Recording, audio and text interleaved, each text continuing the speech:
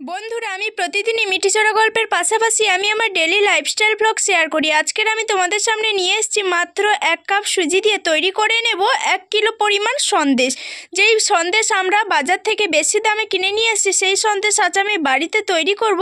এমনকি মুখে দেওয়ার সঙ্গে সঙ্গে এই সন্দেশ মিলিয়ে যাবে। তো চলো বন্ধুরা, আজকের ভিডিওটা শুরু করি। আজকে মিঠিচড়া ধারাবাহিকের নতুন আপডেটে দেখা যাচ্ছে আর পাড়া প্রতিবেশীদেরকে দিয়েই রাই কোয়েলের কাছ থেকে প্রত্যেকটা অপমানের হিসেব গুনে গুনে নেবে। প্রতিবেশীদের সামনে কোয়েল কান্না করে বলতে থাকে, অনির্বাণ তুমি এখনো চুপ করে থাকবে? তুমি এখনো ওদেরকে বলবে না যে আমরা নতুন জীবন শুরু করতে যাচ্ছি? তখনই অনির্বাণ বলতে থাকে, দেখো কোয়েল, আমি তাদেরকে মিথ্যে প্রতিশ্রুতি দিয়ে যদি ভবিষ্যতে গিয়ে আমি সেই প্রতিশ্রুতি না রাখতে পারি, তাহলে তো তারা আমাকে পাড়াছাড়া করে দেবে। আর তুমি নিশ্চয়ই চাও না আমি তোমার কারণে পাড়াছাড়া হই। এই পাড়াতে আমার একটা মান সম্মান আছে। তখনই পাড়া প্রতিবেশীরা ক্ষিপ্ত হয়ে কোয়েলকে বলতে থাকে, তবে রে, অনেক মেয়ে আমরা দেখেছি, তোমার মতো নির্লজ্জ বেহা মেয়ে আমরা কখনো দেখি। এখানে কিনা অনির্বাণ নিজে জুটিয়ে তার বর্তমান ওয়াইফকে নিয়ে সুখে সংসার করছিল, আর সেখানে তোমার মতো একটা সর্বনাশী মেয়ে এসে তার সংসারটাকে তছনছ করে ভেঙে দিয়েছে। তাও আবার এখনো পর্যন্ত বড় গলায় কথা বলছো। তোমার এই চপা কিভাবে ভেঙে দিতে হয় সেটাই আমরা দেখছি। পাড়া প্রতিবেশীরা ক্ষিপ্ত হয়ে যায়। তখনই রাই বলতে থাকে, দেখলে তো কোয়েল, অন্যের সংসারে যখন উড়ে এসে জুড়ে বসবে আর প্রতিদানটা কিভাবে দিতে হয়। তখনই রাই কাজের মেয়ে সেজে সবাইকে থামিয়ে দিয়ে বলতে থাকে, আচ্ছা আপনারা থামুন না, কোয়েল ম্যাডামকে কেন আপনারা এরকম করছেন? যেখানে কিনা অনির্বাণ দাদাভাইয়ের কোনো রকম কোনো সমস্যা ছিল না। অনির্বাণ দাদাভাই যখন নিজের অতীতের ভালোবাসা বেছে নিয়েছে, তাহলে সেখানে অনির্বাণ দাদাভাইয়ের যদি না দোষ থাকতে পারে, তাহলে কোয়েল ম্যাডামের কি করে দোষ থাকবে বলুন তো? অনির্বাণ বলতে থাকে, রাই তুমি গুনে গুনে আমার উপরে প্রতিশোধ নেওয়ার চেষ্টা করছো, দাঁড়াও তোমার দেখাচ্ছি। আচ্ছা, তুমি তো এইবারেই কাজের মেয়ে, তুমি কাজের মেয়ের মতো থাকবে, এখানে তো তোমার কথা বলার কোনো অধিকার নেই। তখনই কোয়েল বলতে থাকে, অনির্বাণ তুমি কি এখনো চুপ করে থাকবে? এখনো ওদেরকে বলতে পারছো না যে আমাদের বিয়ের দিনক্ষণ ঠিক করা হয়ে গেছে অলরেডি? তুমি এখনো কি ওদেরকে এসব কথা বলবে না? আপনারা আমাকে ভুল বুঝছেন। রাই আর অনির্বাণের সম্পর্কটা খুব একটা ভালো ছিল না। এই কারণে অনির্বাণ নিজে থেকেই সিদ্ধান্ত নিয়েছে যে আমাদের যে অতীতের সম্পর্কটা, সেটা নতুন করে আবারও একবার ঝালিয়ে নেবে। অনির্বাণ রাইকে নিয়ে মোটেও সংসারে শান্তিতে ছিল না। আপনারা কেন বুঝতে চাইছেন না বলুন তো? এইরকম করে দম বন্ধ করে সংসার করার থেকে দুজনের দিকে চলে যাক, এটাই ঠিক ছিল। কথা শোনা মাত্রই পাড়া প্রতিবেশীরা বলতে থাকে, বাবারে বাবা, তুমিই তো সবকিছু জেনে গেছো, তুমিই তো সবকিছু বুঝে গেছো। তুমি কি ভেবেছো যে তুমি আসার আগে ওরা সুখে শান্তিতে ছিল না? ওরা সুখে শান্তিতেই ছিল। আসলে তুমি আসার পর থেকে ওদের ওই সুখে শান্তির সংসারে তুমি বিষ ঢেলে গেছো। তাই তোমার কারণেই ওই ভালো মেয়েটা সংসার ছেড়ে চলে যেতে বাধ্য হয়েছে। তাই ওর সঙ্গে ঘটে যাওয়া সেই অন্যায়গুলো আমরা সবাই মিলে তোমার উপরে গুনে গুনে হিসাব নেব। যদি না তোমার শাস্তির ব্যবস্থা করতে পেরেছি, তাহলে আমরা পাড়া ছেড়ে এখান থেকে চলে যাব। তখনই কোয়েল বলতে থাকে, তার মানে আপনারা কি বলতে চাইছেন বলুন তো? এবার কিন্তু আমি পুলিশ ডাকতে বাধ্য হব। তখনই পাড়া প্রতিবেশীরা বলতে থাকে, পুলিশের ভয় কাকে দেখাচ্ছ? যেখানে কিনা এই পাড়াতে তুমি বিলম্ব করো না, তবুও আমরা তোমাকে সহ্য করেছি শুধুমাত্র রাইয়ের মুখের দিকে তাকিয়ে। হয়তো আমরা কবেই তোমাকে ছুঁড়ে ফেলে দিতাম, তাও তোমার ভাগ্য ভালো। এবার কিন্তু আর তোমাকে সহ্য করব না, তোমরা সবাই ওকে মারো। বন্ধুরা, এই ছিল মিঠিচড়া ধারাবাহিকের নতুন আপডেট। বাজার থেকে অনেক দামের সন্দেশ কিন্তু আমরা কিনে খাই, কিন্তু তোমরা কি কখনো ভেবে দেখেছো মাত্র 1 কাপ সুজি দিয়ে আমরা বাড়িতেই বানিয়ে ফেলবো সেই অনেক দামের সন্দেশ? কিন্তু বাজার থেকে আমরা কেন শুধু শুধু এত টাকা খরচ করে সন্দেশ কিনে নিয়ে আসবো? তো এই সন্দেশ খেতে এতটাই মুখরোচক যে মুখে দেওয়ার সঙ্গে সঙ্গে কিন্তু মিলিয়ে যায়, আর যে কেউ একবার খেলে এর স্বাদ মুখে লেগে থাকে। তো চলো রেসিপিটা শুরু করা যাক।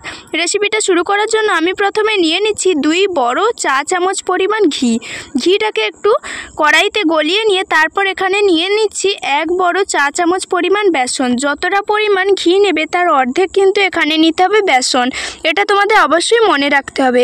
এখন ঘি আর বেসনটাকে অনবরত নাড়াচাড়া করতে করতে যখন দেখবে বেসন আর ঘিটা খুব ভালোভাবে এইরকম মিশে গেছে, তখন কিন্তু এখানে লাগছে 1 বাটি পরিমাণ সুজি।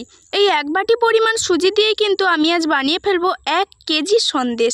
তো সুজি, ঘি আর বেসনটাকে কিন্তু এখন খুব ভালোভাবে মিশিয়ে নিতে হবে। মিশিয়ে নিলে দেখা যাবে যে বেসনের একটা কালার কিন্তু সুজির মধ্যে খুব ভালোভাবে চলে এসছে। এই সময় আঁচটা কিন্তু বন্ধুরা একদম হাই হিট কিংবা মিডিয়ামে করা যাবে না, একদম লো করে রাখতে হবে। আর লো হিটে কিন্তু এই কাজটা করতে হবে। অনবরত নাড়াচাড়া করতে করতে এখন আমি এটা মিশিয়ে নিয়েছি। এখন এটা নামিয়ে আর একটা কড়াই বসিয়ে আমি নিয়ে নিচ্ছি ওই বাটিরই 1 বাটি পরিমাণ চিনি আর হাফ বাটি পরিমাণ জল। যেই বাটি মেপে আমি সুজি নিয়েছিলাম সেই বাটিরই 1 বাটি চিনি হাফ বাটি জল নিলাম। তোমরা যতটা চিনি নেবে তার অর্ধেক কিন্তু এখানে জল নেবে। এই শিরাটা কিন্তু 1 তার বা 2 তার হবে না, কেবলমাত্র চিনিটা গুলে যাওয়া পর্যন্ত এখন আমি অপেক্ষা করব। এখন দেখো আমার চিনিটা খুব ভালোভাবে গুলে গেছে আর আমি তোমাদের দেখাচ্ছি এরকম একটা চটচটে জাস্ট ভাব আসবে। এখন কিন্তু আমি এটাকে নামিয়ে নেব। আবারও কিন্তু আমি বেসন, সুজি আর ঘিয়ের যে মিশ্রণটা তৈরি করে রেখেছিলাম সেই কড়াইটা এখানে বসিয়ে দিলাম। আবারও 1 থেকে 2 মিনিট আমি খুব ভালোভাবে একটু এটাকে নাড়াচাড়া করে নেব।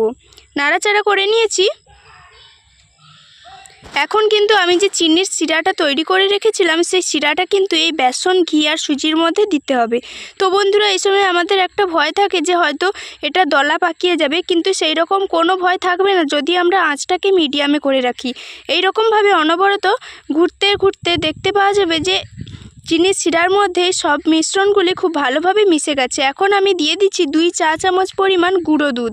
দুধটা দিয়ে আবারও খুব ভালোভাবে এখানে মিশিয়ে নেব। বন্ধুরা তোমরা যদি এখানে মালাই ব্যবহার করো, যেটা আমরা দুধের সর বলি, সেটা যদি তোমাদের হাতের কাছে থাকে অবশ্যই দেবে, তাহলে এই মিষ্টি বা সন্দেশে কিন্তু আলাদা একটা দারুণ স্বাদ আসে।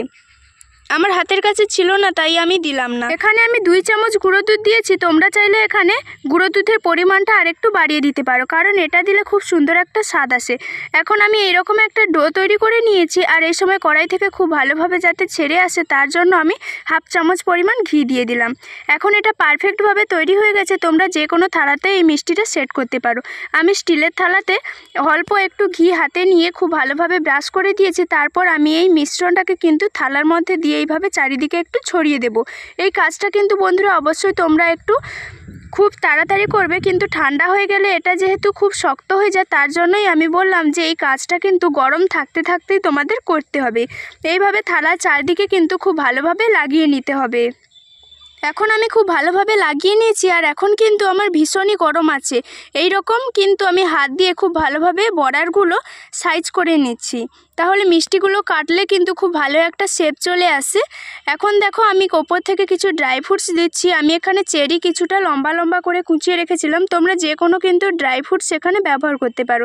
এখন আমি কাজু বাদামও ছোট ছোট করে কুচিয়ে রেখেছিলাম, সেটাও দিয়ে খুব ভালোভাবে এরকম হাত দিয়ে চাপ দিয়ে দেবো যাতে এই মিষ্টির সঙ্গে এগুলো সেট হয়ে যায়। এখন আমি কিন্তু নিয়ে নিচ্ছি কিশমিশ। তো বন্ধুরা তোমাদের পছন্দ মতো এখানে যে কোনো ড্রাই ফ্রুটস যেমন পেস্তা বা অন্য যে কোনো ড্রাই ফ্রুটস এখানে দিতে পারো।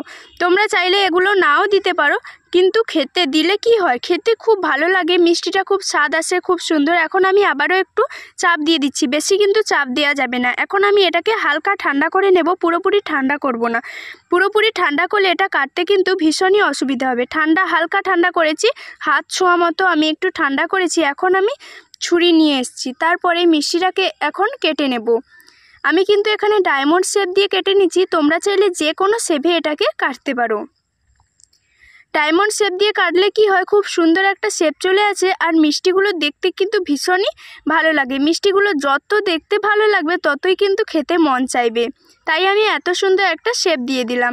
তোমরা নিজেদের পছন্দ মতো এখানে শেপ দিতে পারো। আমি কিন্তু এইভাবে পুরোপুরি কেটে নিয়েছি। এখন আমি তোমাদের একটা মিষ্টি দেখো তুলে দেখাচ্ছি, কত সুন্দর একটা শেপ চলে এসেছে।